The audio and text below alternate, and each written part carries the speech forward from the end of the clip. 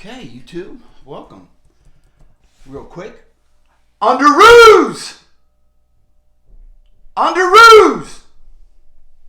Is that your code word for... Little surprise for you. Hey, don't forget to subscribe, please. We're trying to get to 100 subscribers, so please subscribe, YouTube. We'll talk about that. We're going to talk about that, absolutely. But special guests for the professor's birthday. We have two smoke shows showing up today. Happy birthday, Captain Marvel Professor and Wonder Woman. Pettis.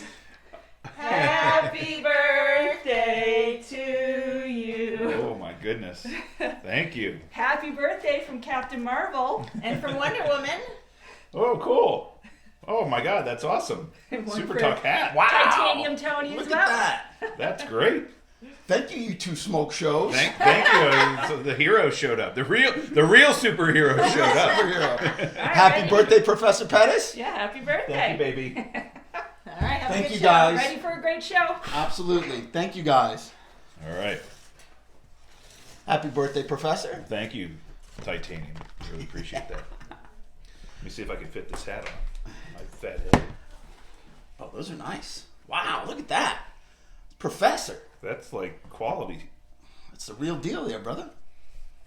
You got merch now. What's going on? I know. That was just for you YouTubers. Special smoke show guests, huh? Now we're going to start the podcast. Can Betsy come home with that outfit? You mean Captain Marvel?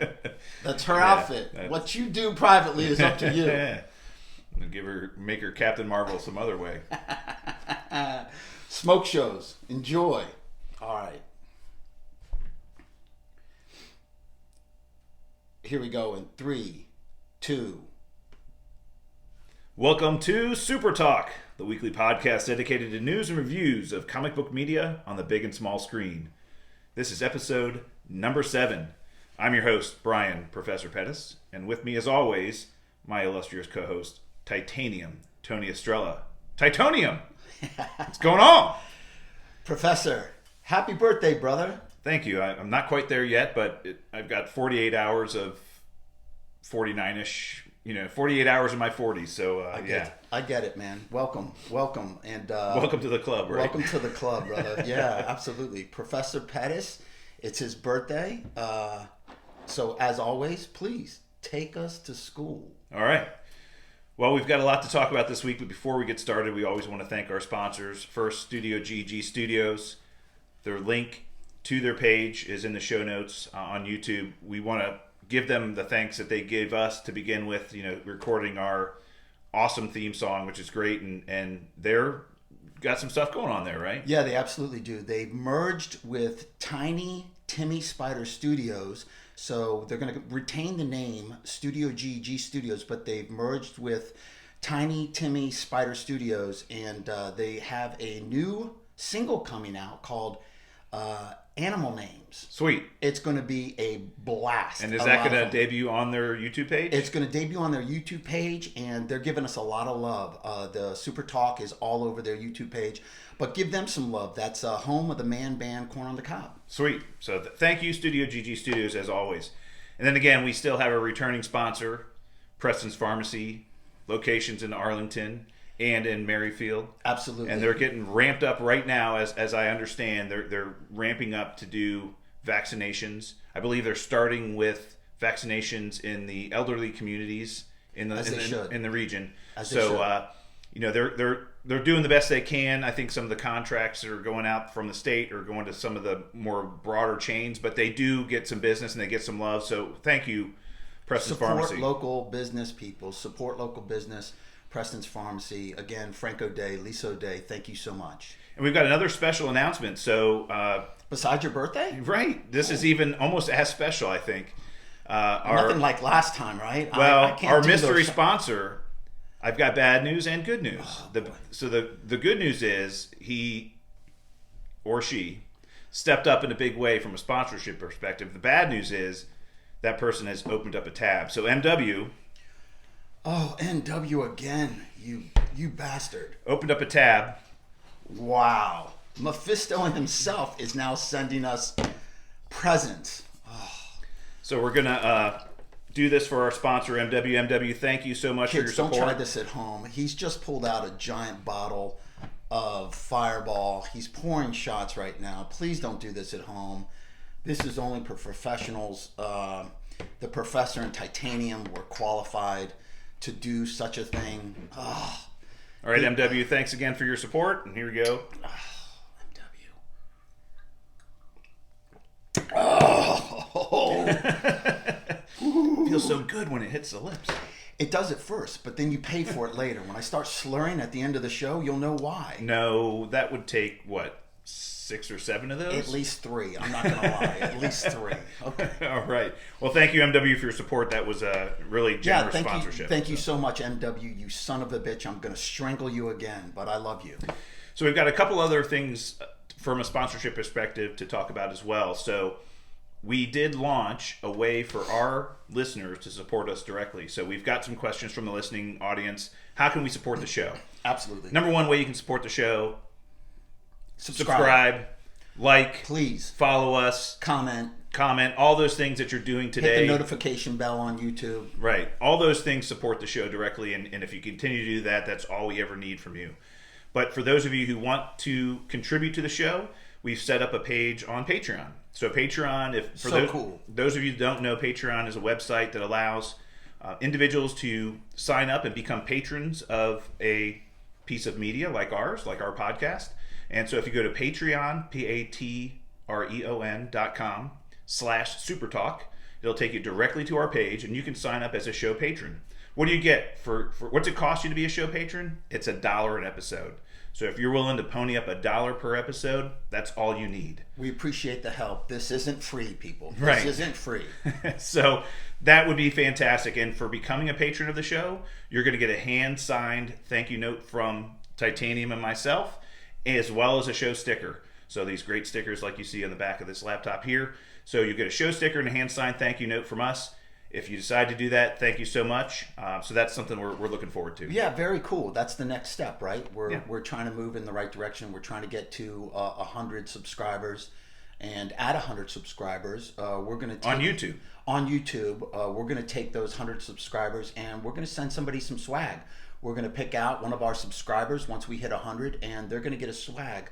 Whether it's a sticker, a t-shirt, or something more. We're going to be ramping up our swag as our sponsorships and as Patreon gets a little bit of traction here. So please, get us to 100 subscribers. So the note is, we want everybody who's watching on YouTube to subscribe. Those of you who are part of that first 100 subscribers will be part of a giveaway. Absolutely. And we're going to select 1 or 2 of our subscribers from that first 100, and we're going to give away some swag. Absolutely. Yep, that's the plan. Unfortunately, it won't be any of the smoke shows you saw earlier, but it'll be something great, I promise.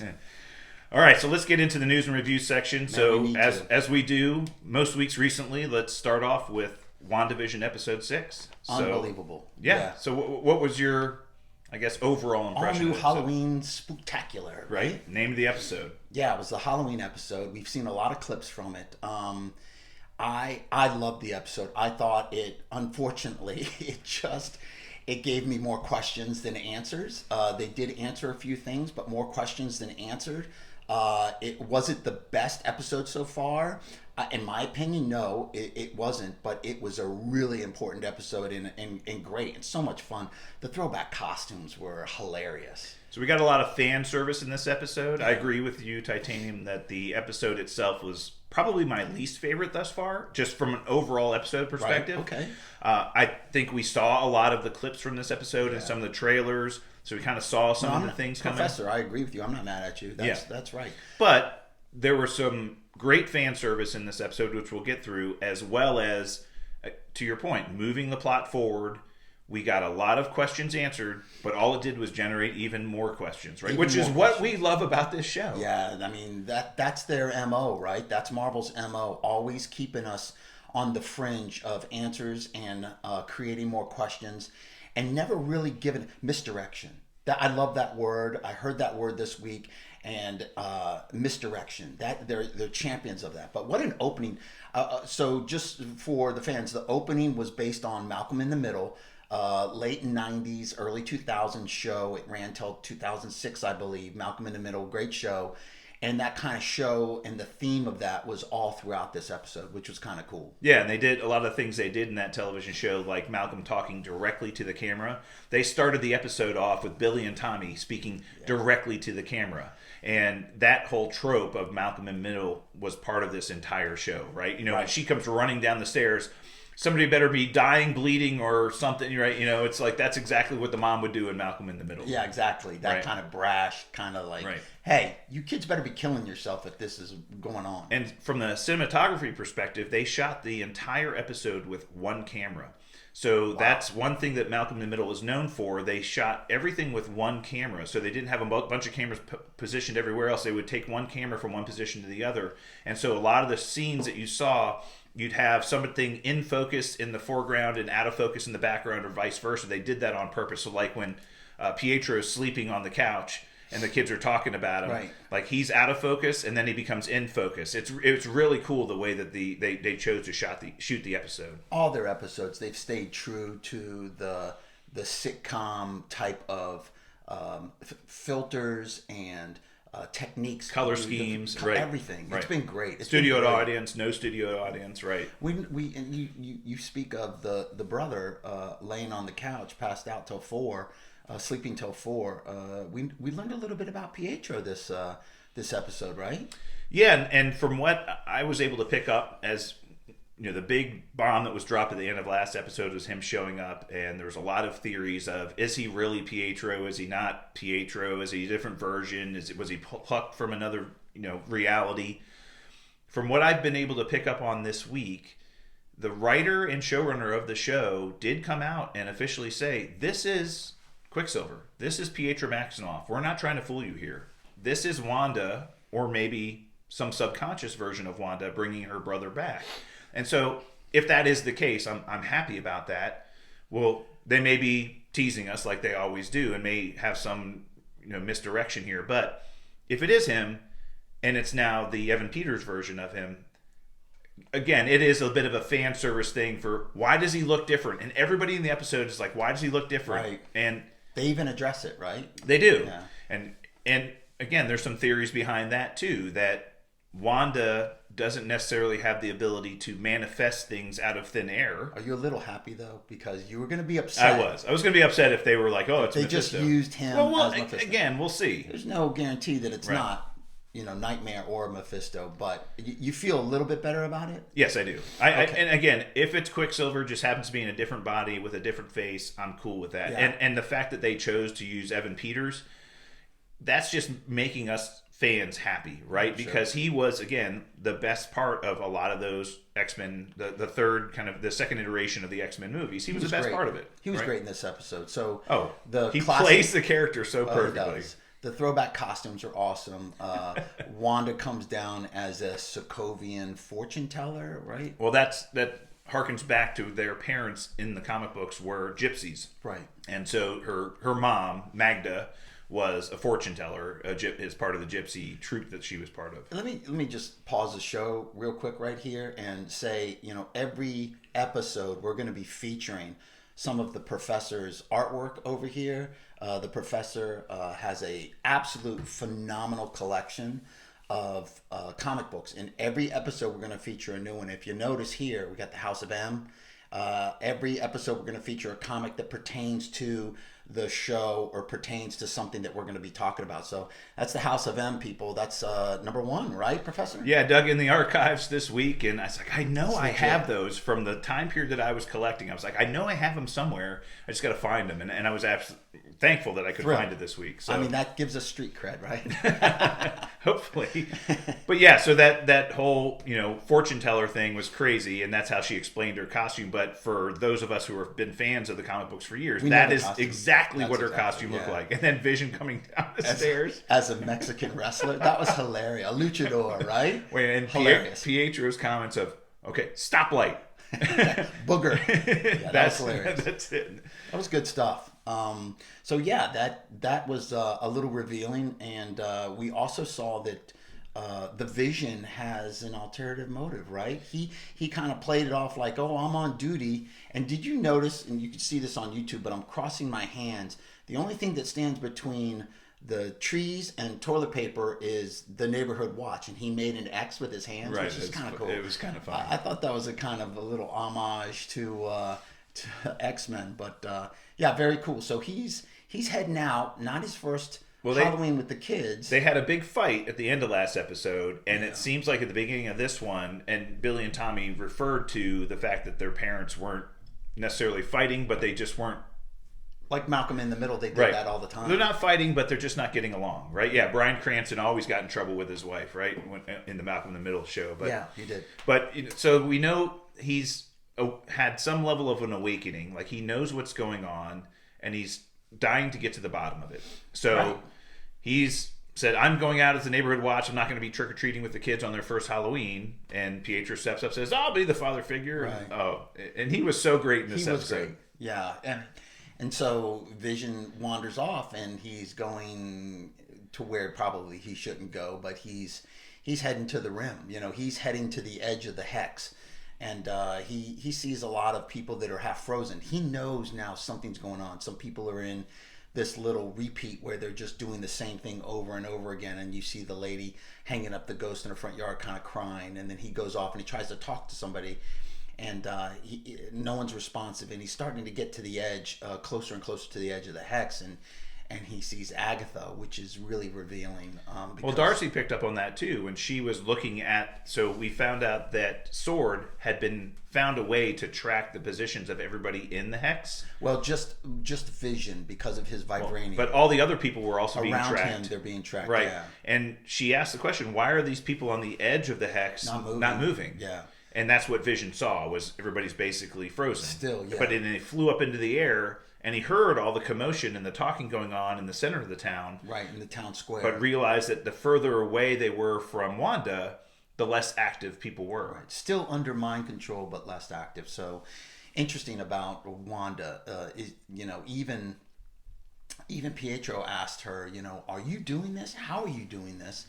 As Vision's on the fringe, and we'll get to his conversation with Agatha in a minute, but they have this great conversation where she's kind of like, hey, remember that kid that stole your boots when we were in the orphanage? And he's like, you're testing me, right? He never answers her. He's like, hey, you're testing me, right? I mean, and then he's like, you know, he knows what's going on. He's like, you know, you kind of came into the Shangri-La. At first I'm, you know, being dead in the street. Then I hear you calling me and you needed me, so I came. Right. Very weird. So this is interesting, a really interesting plot point. We found that there are townsfolk that seem to be under some level of control, running through some level of script that Wanda's painted for the show. There's a handful of the townspeople, like Agnes, who seem to be aware of what's going on, and we saw Herb do the same thing this week when he asked Wanda, do you want something changed? Right. So he's somewhat aware of what's going on. Those are the two characters. Herb, who was dressed as Frankenstein. Herb Right. came up and was like, is something wrong? Do you want me to change something? You know, that was... And she's like, no, everything's fine. It's cool. Yeah, he's something up with Herb. I can't put my finger on it. Right, so we'll figure that out too. But more questions. But nothing but questions. The people that we know have at least some awareness of what's going on outside of the control that Wanda has. Right. Or Pietro, the two kids, Yeah. and Vision to some extent. Right. Yeah. So early on in the first few episodes, she was able to control him and keep his mind, but now he's kind of freeing himself to some extent. So at some point, Billy or Tommy comes running up to her and says, and we get a little taste of Wiccan's power, right? He's got the blue hex that he stops. He stops. What's his name? Speed, and he's like, "Mommy, Daddy needs you," you know, that kind of thing. And it's so interesting that they're showing their powers out in the open, like they're not stopping. Well, at the beginning of the episode, they didn't have them, and then all of a sudden, when they start trick or treating, and Pietro's running them around with his super speed and smashing pumpkins and stealing the candy and all that other silly string everywhere. That was just awesome. Great scene there. Him causing trouble like the crazy Uncle would, right? Right. But then when they get into town, Tommy realizes I can run really fast. And he's like, "Whoa, dude, you have super speed!" Yeah. Right. And he's like, "I do, cool." You know. And here's another Easter egg that kind of threw at us. At one point, Pietro says, "Go raise hell, you demon spawn." He says that. raise hell, demon spawn, right? And they're demon spawn. They are in demon the spawn comics. in the comics. So I think that's something. We saw a lot of those this week. Yeah. So we heard that. Yeah. We heard Pietro say to Wanda, it's a little cooler than you giving kids nightmares and throwing little red sparkles at them. Right. So the word nightmare was used. Yeah. Like everybody's in a bit of a nightmare right Hayward now. used the word nightmare too. Let's end this nightmare. Right. So the word nightmare has been used a couple of times. And did you pick up on the other one that that he said and then Wanda eventually repeated? He's like, kick ass, little dudes. And she's like, kick ass. Yeah, that's so kick ass. They were in that movie together, right? Well, Evan Peters and Anthony Taylor Johnson played friends in the movie Kick Ass. So the two versions of Quicksilver were actually buddies together in that movie. And by the way, that's a Marvel movie. Not a lot of people know that. That's a Marvel movie. Cool. Yeah. But the two of them were in that movie together, and Yeah. they played friends in that movie. So little throwback there. yeah. Little- So again, a little lot of respect. fan service this episode. A lot of fan service. And you mentioned his costume had the lightning Hilarious. bolt and the hair, the flying hair, and Tommy had the flying hair too. awesome. That was just so awesome. Yeah, I mean, think that's really cool. it was everything Tommy's about got a this. little bro crush on his uncle, right? Oh, of course, yeah. Yeah. But you're right, and Billy shows some of his powers, right? He's eventually able to stop Tommy from running with his telekinesis, and then can hear his father in trouble. In trouble, right? Right. And sees what he sees. Says he's surrounded by soldiers. He runs up to his mom. She's like, Tommy, I need you to focus right now. And he kind of says a few things. And then you see something we haven't really seen. You see Wanda really take control and stops everybody in the town square and starts to expand the hex to save Vision, who's outside the hex, right? Yeah. So before we get to the ending, there's a lot of other things that happened in the episode that were kind of revealing, right? So you mentioned some of the candid conversations that Pietro and Wanda had together about their history, about their past. He talked about how he got there. He complimented her on what she's been able to do, how you've been able to control all these people. Where you've been hiding these kids the whole time. They've been She's not in aware bed. of how she got it, right? And she the says, kids in bed. That was right, hilarious. They're in bed. Yeah, like, you know, having families out here. But now we have the special episode. We bring them out, The right? special, Right. the special holiday episode. You bring them out for the cameo. That's great. But he's aware of what she's doing to some extent. He's Yeah. impressed. He's like, "Well, I'm really impressed." And she created the Shangri-La, right? That's what. but she admits, "I don't know how this all started, Right. and I don't know how I'm doing it." Correct. So, I believe wholeheartedly that she is the power behind everything that's happening. Okay. But she doesn't know how she's doing it or why she's doing it. And Not I think sure how that she's being manipulated. right. I think somebody or something is manipulating her to some extent. But and I think that ending showed that her power over the environment is pretty extensive, right? And she's doing it all, but she's not sure how she's able to do it. And I think that that's what the townspeople at the end of the hex showed, was that the further away they were from her influence, the less active they were, because she couldn't control all those people at once. She is controlling the people in her direct vicinity and keeping that kind of part of the show going. Yeah. But the people on the outskirts, they can just kind of just sit there and not move at all because they Very don't need weird. it. Yeah. A lot of questions. Well, talk about you mentioned earlier the scene where Vision runs into Agnes, who is sitting in her car, not moving. Right. It's a little weird to me that all of a sudden she does talk to him. She isn't frozen like everybody else. So she does talk to him a little bit, and then he does his little mind zap on her, and she kind of comes out of it, and she's like, "Oh my God, am I dead? You're an Avenger. Are you here to save us?" And he's like, "What? What's an Avenger? Yeah, I'm here to help, but what's an Avenger?" He has no memory of what happened beyond this. And she starts, like, "Am I dead?" He's like, "Whoa, why would you think that?" She's, "'Cause you are. You're dead. And she starts that wicked. By the way, she's dressed as a witch. Right. Appropriate. And then she starts screaming, "Dead, dead, dead." And he zaps her again, and she's like, "Okay, alrighty, neighbor. See you later." And then she drives off. It's just a little weird. Is she faking it? Is she acting? Does she know more than what she's revealing, or is she hostage in that body, like everybody else? I don't know. My theory is that she was kind of playing along with him to get him to do something that he probably shouldn't, or she's still playing a part. I learned more about Vision's intentions in that conversation than I did about Agnes's, right? So Vision's intentions were, he wants to help. He said, "I want to get outside of Westview and find out what's going on. Right. And I'm going to help the people in this town, Right, because 'cause they they know need they're my suffering, help, yeah. right?" He knows has no idea that he was ever an Avenger, so that tells us what he said last episode was true. I have no idea or memory of my life before Westview. Right. None. So the life that he knows has been manufactured to some extent. The theory could be maybe everything that he is right now is based on Wanda's memory of him. Right. And that's all that she was able to. Here's my memories, and my perfect vision of Vision is this. And his memories are her memories. Right, of him. That could be true to Pietro as well. Like, the only memories he has is her memories. Right? So the interesting part about that, though, is that he seemed to have some memories of their childhood that seemed to be a little different than hers. Yeah. In that, if you remember, he said, "Oh, it's like that time that Mom and Dad dressed us up, when we had typhus or whatever, and they showed them trick or treating as kids in Sokovia and getting the fish in the bag and everything else." And she's like, that he died in the street, though?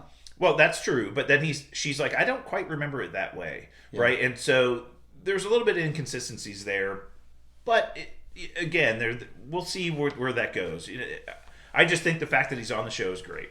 So I do too. I like it a lot. Oh, one more thing to mention that I noticed is at one point she's in the house and Vision just leaves and she's dressed in the costume and they haven't left to trick or treat yet. And he sneaks up behind her and she turns around and she is shocked, like he scares the devil out of her and like he's like, "What? You all right?" She's like, "Don't do that." I think we're gonna find out she sees something different than what he is. I don't know. That's just something. But, like, he didn't scare her that bad. Like, why would she react like that? She almost reacted like when she saw Vision's dead body, and she acted like that when she saw a vision of him being shot and dead, right? That corpse of Quicksilver. With the shots. With the shots where he died. Right. She saw that. That was kind of her reaction at first. I'm wondering if she saw something that maybe startled her a little bit more than him just sneaking up on her. So again, I think the exciting thing is that I think we're learning more and more about how much influence and power she has over the environment, but we're also learning more and more about how she has no idea how she's doing it, and she has no idea how it ever started. Yeah, and so we're going to get some insights into that, I think, in the next few episodes. She's definitely the one that's driving this. But so what did we learn on the outside this episode, which was as important? So we've got Jimmy Woo and Monica and what's her name? Monica Rambeau. No, Darcy. not Darcy. Mm-hmm. They're all outside. Yep. They get kicked out. So Director Hayward basically said, "I'm done with you guys. You're totally jeopardizing the mission here. You're kind of completely shady." Right. He was a complete. If we all thought he was an a-hole before, he's a complete a-hole in this episode. No question. Yeah, he did that on purpose. As a matter of fact, he baited her into doing something or saying something that would give him justify him kicking him out. That's my feeling. Right. He brings up Carol Danvers. He brings up her mom, right. The way she died. I mean, he got pretty ruthless there, and she controlled herself.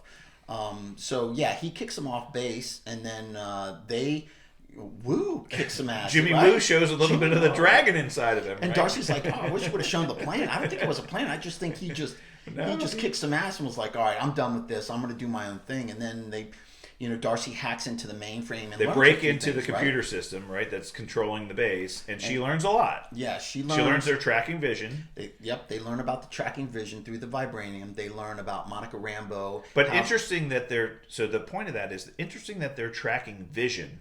But they're not tracking Wanda. Well, they're tracking him through the vibranium. But they're not trying to track Wanda. So this tells me that Director Hayward is only concerned about Vision. Oh, that is his main concern. That is all he's concerned about. Absolutely. And he's not concerned about her at all. But then they pull up the medical file on Monica Rambeau. Yeah. And what does she learn? You've been through the hex twice. You went in and then you came back out. And your DNA is changing on a molecular level, right? So whether she had those she's like, "You can't go back in there again. Yeah. We don't know what's going to happen." Right. Well, we all know what's going to happen. Sure we do. We all know what's going to happen. She's going to turn into Photon. Now, here's the question. Did she already have those powers? Did she somehow get those going in and out of the hex? Has supercharged her DNA, her mutant genes were supercharged because of going in and out of the hex. So she's not a mutant in the comics, right? She does have an accident that causes her to get her powers, right? So I think Marvel's done a really good job of trying to explain in a tactical way how these people will become powered.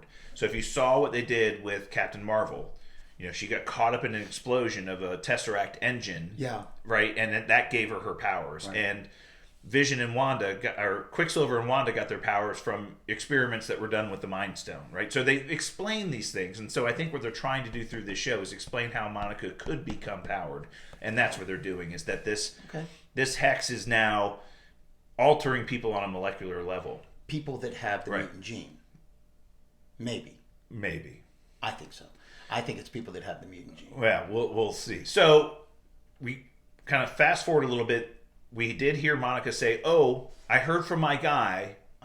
So we know now the secret engineer is a guy, not a female, right? And so let's go meet my guy. We're going to go meet my guy and get our vehicle. And so we've seen the clips of that vehicle in the trailers to some extent, so we know that it shows up some point in time, hopefully next episode, and hopefully we find out who this engineer is next episode as well. Professor? I would be shocked if it's Reed Richards. Shocked beyond all. He's so much shocking. more than an aerospace engineer. That's my only thing. That she said, I know a very good aerospace engineer, blah, blah, blah, blah. I mean, so is Hank Pym. But it could be Hank Pym. Could be. The vehicle looked very similar to his quantum vehicle that he took to the quantum realm, right? It could be him. It could be... and that would be a great cameo in the show, right? And I said they could be introducing new characters, maybe like the Blue Marvel that I mentioned last episode. So there's a lot of it. We'll see where they go with it. I'm excited to find it out. And the fact that I have to wait another week is killing me. But but they go off to go pick up this vehicle, and then Vision breaks through. He comes through. He comes through the hex. Through the hex, and he starts torn apart, getting ripped to shreds. Right, except for the Mind Stone that stays in his head. That doesn't get touched. So that was interesting. He comes out and the Mind Stone is in his head and it's fully intact. Yes. Which is interesting. Very interesting. So we'll kind of see where that goes. But then his body starts getting ripped to shreds and he's basically becoming the dead corpse that he was before he went into the environment. And that's where... Help them. That's when Billy... He's trying to get help for the people inside. Right. That's when Billy yells at his mom, Dad's in trouble. And she freezes the whole town. Her eyes light red. She then just has this massive blast of red energy, and we see the hex expanding. And Darcy had come out and said, "You need to help him. You need to help him." They handcuff her to a vehicle, right? And then when the hex starts expanding, everybody runs away, and she gets left there. So Darcy gets caught up in the hex, so she's now in. So do a lot of sword agents, and I thought, which was great, is that the whole camp, the sword camp, turns into a giant carnival. So great. Yeah, so great. How great is that? Clowns, mimes. Kind of back to the gypsy kind of thing, right? That their family's from. They become a circus. Oh, it was awesome. Yeah, that's pretty cool. So Director Hayward got away. He very narrowly got away. Right. And we know that Monica Rambeau and Jimmy Woo are already far away. So they're meeting their guy above the ridge. But that's the ending. So the hex expanded. We saw how big it was, how tall it was. It was humongous. So she demonstrated that when and if she needs to, she has complete control over this, and the extent of her power is pretty astronomical. Yeah, I mean, to expand the hex like that, I mean, and that's what they were afraid of, right? She's got this little town, but how soon will it be before it's all of New Jersey, before it's all of the United States, before it's the world? There's no telling how the extent of this. Let me lay this on you real quick, and I just wanted to... I've been kind of pondering this, and I went into Disney and I saw a business review of Disney and how important China is to Disney. China is very important to Disney. It's the #2 market for movies and entertainment as far as the studio is concerned. And China has very strict regulations on what movies they will ban and what movies they will not. And one of the things that they will ban are anything to deal with the occult. The devil, the occult. And if it is Mephisto, and they're already having trouble getting Disney Plus launched in China. If it is Mephisto, and Mephisto is the big bad in Doctor Strange and Spider-Man, would that eliminate China from their market? And would Disney risk that? So that is another thing bizarre to me, because I've been on the Mephisto bus since the beginning. We all have, simply because of the history in the comic books. I've been driving the bus, Professor. I've been driving the Mephisto bus. I'm wearing the costume. I got the pom-poms out. I'm the biggest cheerleader of it. Here's my thought. Knowing Marvel and knowing, to your point, how politically correct they want to be, I agree that introducing the devil, the Marvel Cinematic Universe version of the devil, which is Mephisto, into this show would have some negative repercussions across a lot of different markets, right? Right. And maybe even ours to some extent. So we've had some thoughts that a character from the comic books, one of Doctor Strange's nemesis, Nightmare, was going to be the big villain in Doctor Strange in the Multiverse of Madness. I feel that they may be combining the Nightmare character and Mephisto into a single villain. So it's going to be called Nightmare, but he's going to have some of the same tropes and abilities of Mephisto. Interesting. And they're going to explain it away that way. So Nightmare may become the big bad, but Nightmare and Mephisto may be combined from a power set. Like he rules over the Nightmare dimension, which is also the version of Hell in our, universe and all those other things. So they may explain it away that way, but it would be a great way to introduce Nightmare as a villain. Right. Which we know, we think is going to be carrying over into Spider-Man 3 and Doctor Strange in the Multiverse of Madness. So that may be a way for them to explain that. Interesting. The professor just dropped some knowledge. I hope everybody was taking notes during that class. Excellent. Yeah, so overall, great episode. I think we're all excited. And again, it just... Questions, not enough answers.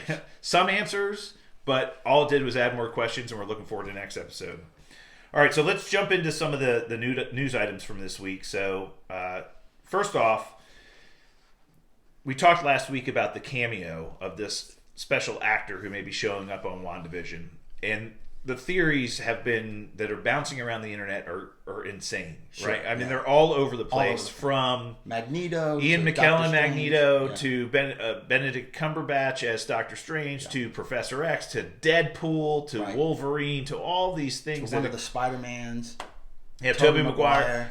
And so after thinking about it for a long way, again, thinking about what Paul Bettany said specifically around, this is an actor I've always wanted to work with and I never have, and we have some great scenes, we have some fireworks, and it really shows where the Marvel Cinematic Universe is going in the next few years and all this other stuff. I'm really almost now convinced that what we said a couple episodes ago is what I think it's Doctor Strange. I think so too. Because, again, I did some checking. Paul Bettany has been in a movie with Ian McKellen before. They've worked together before. Oh, they were in the Professor. Little study, little trip to the library. So they were in the Da Vinci Code together. So if you remember, Paul Bettany played the albino monk that was murdering all the people in that movie, and Ian McKellen was in that movie, and they had scenes together. So I'm like, well, they've worked together before. That's awesome. Sir Patrick Stewart, he's never worked with him, but. Would that really be kind of the fan service thing? Maybe. But I really think Doctor Strange is what we're going to get. And for him to show up in the final episode, it would be the natural bridge to Spider-Man 3 and Doctor Strange in the Multiverse of Madness. Put the mirror realm, the mirror thing around the whole hex so that it couldn't expand anymore and everything would be contained. Well, and whether Wanda is a villain in that movie or an ally in that movie, it could set the stage for that. And really, think about that. If the series ends with Doctor Strange showing up and Wanda either going insane and becoming a villain or becoming an ally against Nightmare in that movie, it really just sets that movie up. It's like, now we can't wait for that movie to come out. So I think that's who it is now with the cameo. Interesting. That's great. Real quick, Justiceleague trailer drops on the 14th, which is tomorrow for us. So the Justiceleague trailer comes out Sunday. The Snyder Cut. The Snyder Cut, the 4-hour movie that's going to be coming out. And they did a little teaser, and it looks pretty good. It looks dark, but we'll see. I'm going to hold. I'm not going to drink the Kool-Aid yet on this. I know you have your reservations. Well, it can't be worse than the original. So, Ouch. Adding, 2.5 hours to this movie, or hour and a half to this runtime of this movie, can only make it better. And I said the original was just not that good. And so whatever they do, it's going to be an improvement. And I'm hoping that it's a little bit more synchronous than the original was. It was clunky. it was very clunky because of we've talked about. But the fact that every one of these actors are coming back and Sure. filming new scenes, Yeah. and we're getting some insights into some of the vision that they had for the Justice League moving forward, Yeah. I think that's going to all be great. So I hope getting a so. trailer tomorrow, hopefully we'll see some I'm of that. looking forward to it. I'm still going to hold hope, especially after the little bit of a letdown with Wonder Woman 84. Good movie, but a little disappointing. So, DC's got some catch up to do. So yes, they do. So Super Bowl trailer. So we were talking last week about the fact that we were looking forward to some potential trailers on Super Bowl Sunday, and we really didn't get any. We got one. Yeah, we got one, and that was Falcon and the Winter Soldier, which was kind of really cool. I mean, the whole vibe is kind of a buddy film. These two, the chemistry between those two. the scene with the two of them in front of the therapist saying, staring contest. yeah, why don't you guys like each other? Let's talk about Is it how. a therapist or is it like a detective? 'Cause Who they knows? fucked up. I don't know, but whatever it is, it was funny. And It was she's great. like, "Are you actually having a staring How contest? old are you?" How old are you?" And he can actually say, "Well, I'm 100 and whatever years Right. old, right? So, or I'm 82 or whatever it might Their be." chemistry is great together. I'm looking forward to this. Rumors are that the big bad is Flag Smasher. The rumors are that young actress, the young female actress who the Falcon says, that little girl kicked your ass. Rumors are that she is Songbird. But we'll see. Oh, really? Yeah. The rumors are that she's Songbird, who has fighting abilities, actually has tremendous vocal cords, but got burnt out, but still has fighting abilities and a little Actually, bit of Songbird superpowers. was screaming Mimi as a villain. Mm-hmm. She ended up becoming Songbird in the Thunderbolts. When they formed the Thunderbolts team, she became a hero as Songbird, but she was screaming Mimi originally. So they feel that, from what the rumors are, is that this is going to kind of lay the foundation set up the, for the Thunderbolts. Thunderbolts. Yeah, which makes a lot of sense. We And got Baron Zemo in it, right? well, we know we got some scenes in this trailer that they confront Baron Zemo, but Baron Zemo says, this world cannot have superheroes, and we need to. I'm gonna continue my mission to destroy all the superheroes.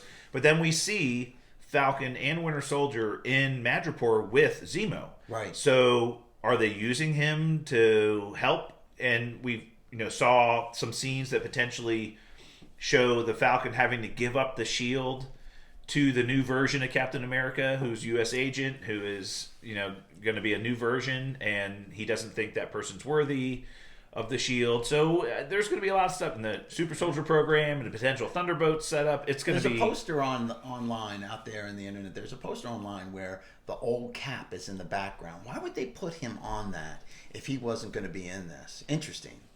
That could be the special cameo for that series that they're keeping secret, right? We'll see. Yeah, Right? it could be cool. We're going to be diving into that. I mean, right after WandaVision, we Yeah. got 1 week, and then we got Falcon and Winter Soldier. It's so, good. It's so great. so much content. Yeah, so great. Then lastly, what a great theory about in WandaVision sword building sentinels. So what really Wait, prompted? hold on 1 second, Professor. Kids, take out your notebook.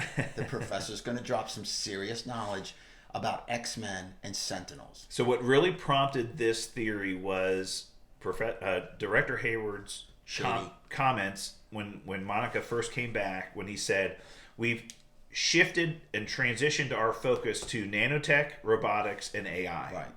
And then we saw the scenes of Wanda rescuing Vision's body from the facility, and which was clearly being experimented on. And then the thought was, well, maybe they're creating the Sentinels. Maybe, yeah, I agree.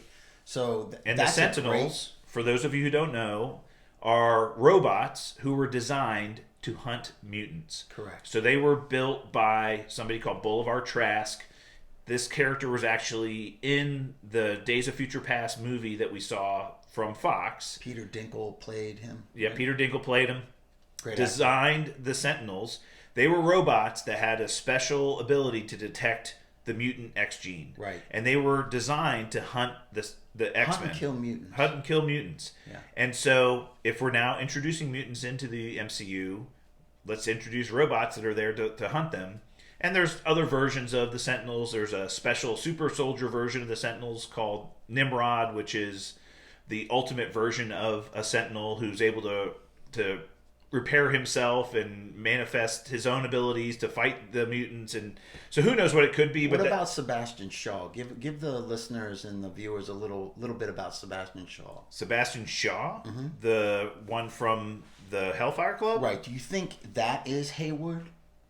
that could be. So introducing the Hellfire Club. Gosh, that's another theory. You just dropped this on me, Titanium. Like, just like ask me questions. Professor, you're the professor. I gotta run things. So by Sebastian Shaw was the Black Knight in the Hellfire Club. His power set was, and we actually saw a version of Sebastian Shaw in one of the X-Men movies. X-Men First Class. Right. I believe was played by Kevin Bacon. Kevin Bacon, yeah. And 6 degrees. Right. So his powers were he could absorb any form of energy. Right. So if you punched him, it didn't hurt him, but it would become energy that he could then redirect somewhere else. Right.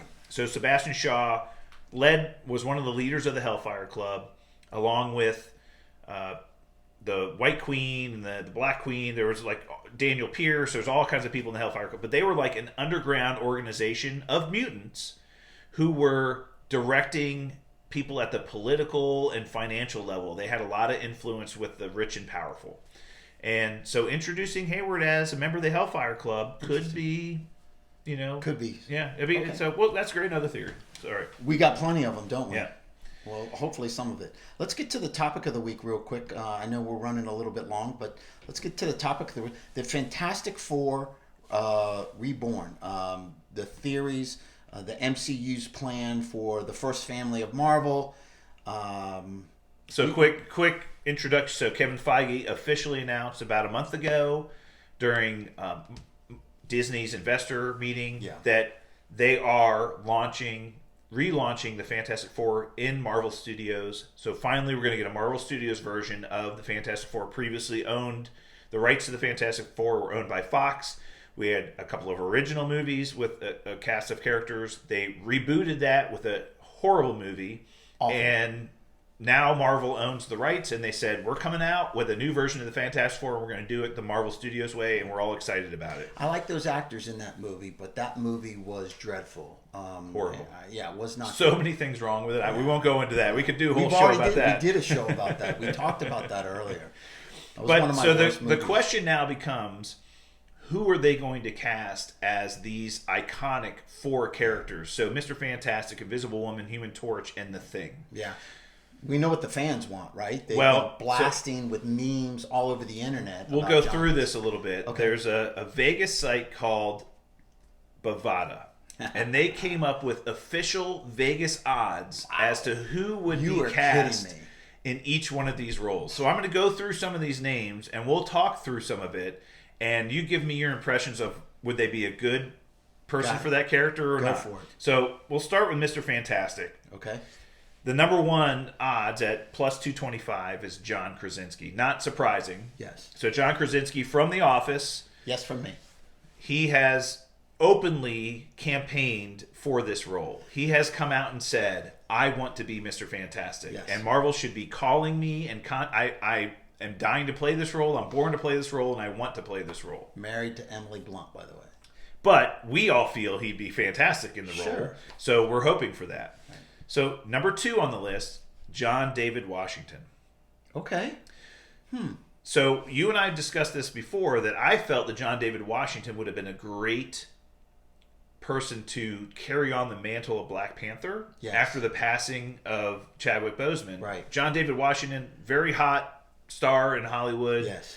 Recently in the movie Tenet, but Yep. was in the show on HBO with The Rock about football. Denzel Washington's son. He's Denzel Washington's son.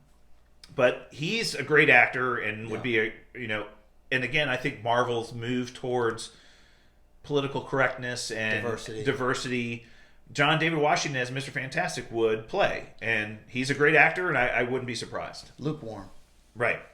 The other one is Dan Stevens. So we might need to look some of these up. Do you know who Dan Stevens is? No. We might have to pull up the IMDb page and pull up Dan Stevens. Yeah, right. Dan Stevens. Yeah, these characters, it's interesting that Vegas feels there's enough weight behind the casting that they're actually putting odds on it and taking bets. So Dan that's Stevens fascinating to me. was in Downton Abbey. Okay. I don't watch that show. Right. Are there any superheroes in Downton Abbey?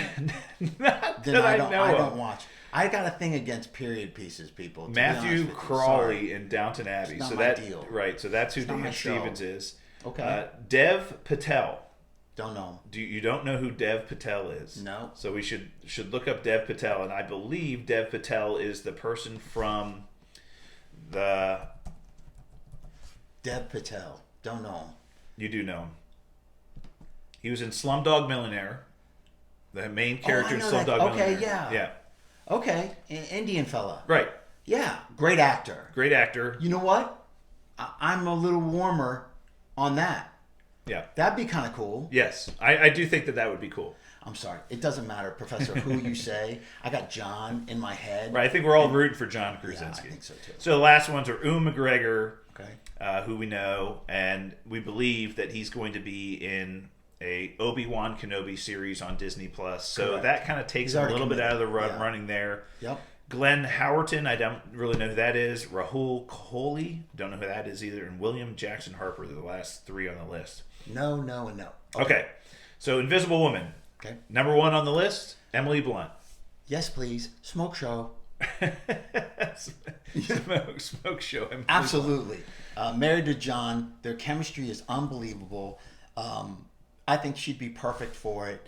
The only problem with both of those is they're a little bit older, and I don't, Marvel might want a longevity to the Fantastic Four, the first family. So they might want to cast somebody a little bit younger in all four of those roles. Interesting. But those two are my 1 and 2 top favorites to be cast. So number 2 on the list is Lily James. So Lily James was in Cinderella that came out a couple of years ago. Disney movie Cinderella is like the live action make of Cinderella. Okay. You know who she is. If you saw her, you would actually know who she is. Number 3 on the list is Samara Weaving. And she is known... Is that her? She's a smoke show. Yeah, she is definitely I'm a little warmer to that. She's a smoke show. Definitely a smoke show there. Okay. She was in the latest Bill and Ted movie. Fail. Yeah, not a lot of big credits to her history. Hey, but if Marvel puts somebody in a movie, they see something that other people don't. So We talked about casting before. Here's a couple of others that may go for like it. Jessica Chastain. Okay. Yeah. She'd be great. A little older, but okay. And then Alice Eve. Okay. She's smoke show. Big time. So those are the two that I think have a pretty good chance. And then Anna Torv, Diana Argon, Rose MacGyver, and Mackenzie Davis are the ones that follow on that list there. So you guys want to look those up, you can. So let's get into the Human Torch. So the first on the odds list is Anthony Ramos. Wow. Okay. You know who Anthony Ramos is, right? So far, Vegas is on the money, but yes. He was in A Star Is Born. Yes. Right? So he played, he was in Hamilton. Yes. He was in Godzilla King of the Monsters. Been in a lot of things. Stars Born, he was friends with He was her. the one He was the best friends with her. that like gave her the special shoe. Didn't wear socks with his shoes, right? Yeah. Is that was the guy, Yeah. right? That kind of played her agent or kind of represented her Right. in Hollywood or whatever, Yeah. right? Yeah. So he's number 1 on the list, and then Zac Efron is number 2. Now Zac Efron's been rumored to play this role for some time now. So Zac Efron smoke show, and I'm gonna let people in on a little secret. A lot of people, and I mean a lot of people, Professor, hear me when I say this. A lot of people think Titanium looks just like Zac Efron. or does Zac Efron look just like you because you're Either slightly way older works. than him? Either way works. Sitting in a restaurant, people come up, Mr. Efron, can I take a picture? I'm like, I'm sorry, I'm not. I'm just Titanium. But Zac Efron, we're like twinsies. But he would be, I think, from a personality perspective, Great. and he'd be perfect for that. He'd be role. awesome. Right. So another one, Riz Ahmed. So Riz Ahmed from several shows and movies. I remember him from, what was the show on HBO where he was imprisoned for a crime he didn't commit. He drove a taxi and some girl ended up dead. I can't remember the name of it, but he was in that. He's been in a ton of things, really. Another one, Taron Egerton. Played, you know who this is. He was in the gold the 007 offshoot of they were what's the name of that they had the secret society where they were like spies, but nobody knew. The one with the umbrella, the guy with the umbrella, yeah. and what's it called? I can't remember what it's called. Yeah, but he played Elton John in the Elton John biopic. Okay. What was You're talking about the Kingsman, right? Kingsman? That's what I was talking. Yeah, yes. Yes, so That's he was in the Kingsman. So Taron Egerton as the Human Torch potentially. Elton John too, right? Yes, that's what I said. Yeah. He played Elton John. Elton John. Yeah, He'd be great. I love that guy. Yeah, he'd be great too. There was once talks about him taking over for Wolverine. He'd be a great Wolverine too. I'd love to see him as Wolverine, not as a Human Torch. Zac Efron has got my vote. The others on the list: Darcy Montgomery, Ansel Elgort. Okay. KJ Appa, Liam Hemsworth. Okay. And the final one, Andrew Garfield. I mean, can you believe that? Bringing him, but come on. I know, seriously. Okay. And then The Thing. Okay. So who's number one on the list? Stephen Graham. So what I'll say is the first couple on this list are relative unknowns. Well, they're people that you would if you looked at Stephen Graham is the guy who played. Did you ever watch Boardwalk Empire? No. Great show on HBO. Okay. So he played a very young version of Al Capone. Okay. In Boardwalk Empire, but if you saw his picture, he's got acting chops. He's a great actor. Okay. But he doesn't fit the vision or the what you would think of the Thing looking like. But he's a great actor. Okay. So that's what he looks like. You can kind of see him there. Well, you don't need somebody with good looks or looks for the Thing, right? Right. He's gonna be CGI'd. I mean, right. Yeah. They put Josh Brolin as Thanos, a hell of a job. So you never know, but okay. And then Dean Norris is an actor you're very familiar with. Been in Breaking Bad. Been in a ton of things. Again, great actor. Yep. A little older for the role. Right. But might be just perfect for the role as well. And so those are the top two. And then there's a couple on here that are really kind of, I think they fit the mold from what the Thing would look like. So we're just big, strong dudes. Mother Milk from The Boys, nice. Laz Alonso, nice, would play a great Thing, right? There's my number one right there. You think he's awesome? Yes. Plays Mother Milk from The Boys. Awesome, great actor. And then Ricky Olito, I think is his name. Let me try to pull him up. I can't believe Vegas Ricky has Whittle. a line on all these. That's unbelievable. That just shows you the popularity of Marvel and what's happening in our world these days, right? In our world, I mean our nerd, geek world that we're in. Yeah, so there's a guy, his name's Ricky Whittle, and he's been, he's just a big, strong dude. So there's a lot of these, that big, strong guys that could be John Cena, rumored there, Dominic Purcell, Jared Kesso, and John of Cena's course out. He's Peacemaker. He's going to get his. And the last on the list is Dwayne Johnson, which just is not happening. No, Black Adam. But I think we know Marvel's going to do it right. We know they've got plans. We know it's going to happen. When they make these casting announcements, that's going to get us all excited. Of course.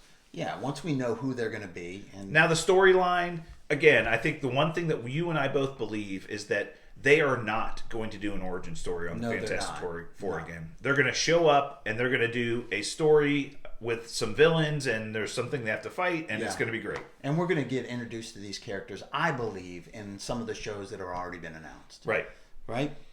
Okay, that's great. So do we have any questions of the week this week, Tom? We do. We do have one question of the week this week, and it's from @scry420. And that is Peyton St. Laurent. And his question is, the directors of the show revealed, this is about WandaVision, by the way. The directors of the show have revealed there's a huge reveal that's going to happen in the WandaVision, bigger than Quicksilver. What are your thoughts on it being Magneto, Wanda and Quicksilver's dad?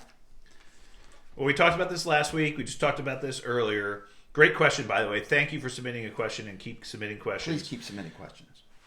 I think doing it would be very cool. Yeah. I think Magneto showing up would be awesome, and introducing Magneto into the MCU would be incredible. And whether it's the Ian McKellen version of Magneto or the other guy who played him, how can I not remember his name now? But I think either one would be great. Michael Fassbender. There you go. But I think it just doesn't fit with what we heard might happen. Right. And I don't know how that would push Marvel's agenda moving forward. If we had some X-Men movie on the agenda going soon, or some Marvel mutants that we knew were coming, introducing Magneto would make a lot of sense. But we know that that's at least 3 years out from Marvel's timeline, right? So, Professor, let me ask you this. Do you think Vegas has odds on who the cameo is going to be? it could be. I mean, that's where we're at right now. It could be. How insane is that? And the fact that Marvel's kept it under wraps is awesome. Mr. Fantastic, Reed Richards, Magneto, Professor X,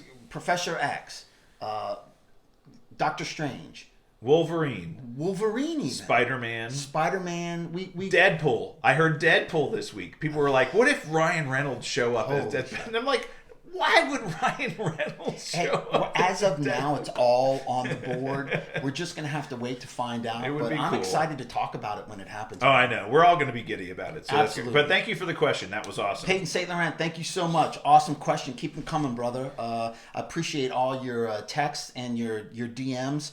Awesome. I love the interaction. Please, everybody, keep it up. All right, so next week we're going to have another topic of the week. We're going to hit up on Wandavision episode 7. We're going to have to talk about Wandavision because now the last 3 episodes are supposed to be longer. Long. They're supposed to be longer. They're an hour long, people. We got a lot to talk about, so just stay with us. Put your Be shoes patient. on. Yeah, right. Put your shoes on. Buckle your chin strap. This is going to be an absolute game. Yeah, take your coat off. You're going to stay for a little bit. Yes, sir. So we'll call it a show this week, right?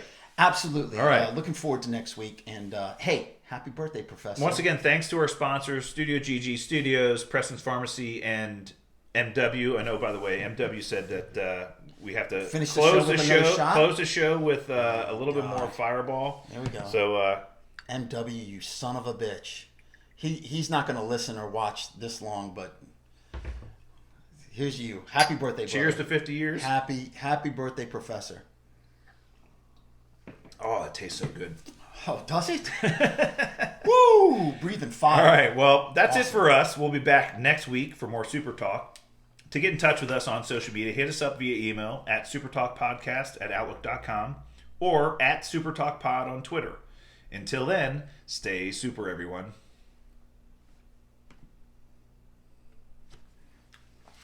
All right, that's the end of the podcast. All right, awesome. Great job, T. Awesome. Happy birthday, brother. Thank you, sir. Thank you. Subscribe, please, if you're still with us. Please subscribe. We're doing the giveaway at 100 subscribers. Make sure you subscribe.